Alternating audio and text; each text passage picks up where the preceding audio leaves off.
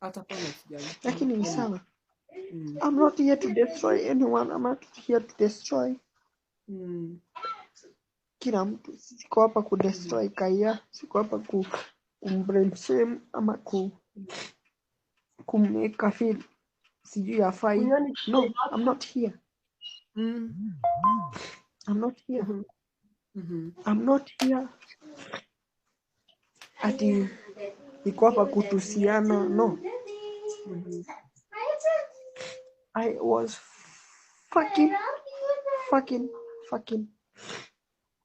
loyal to Kayanjao. 1 year. Then I met my best friend. 1 year. Mwenye nilifanya nothing. Mwenye anajua all my weaknesses.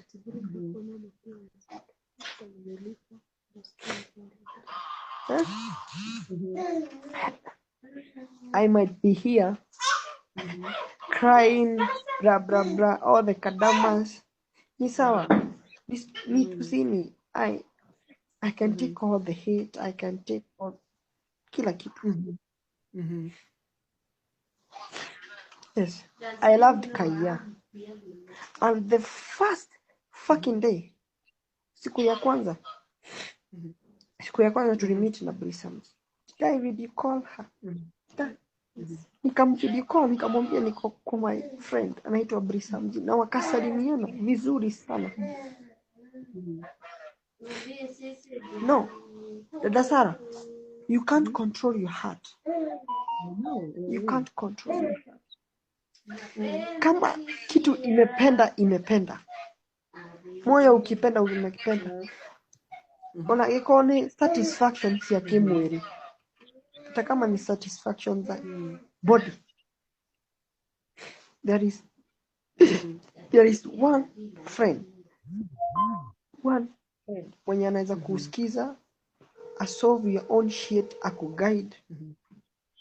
And that's why I fell in love with Brisamji. Juu alikuwa anaweka mambo yetu kando, ana solve my own shit, my own sorrow, my own pain.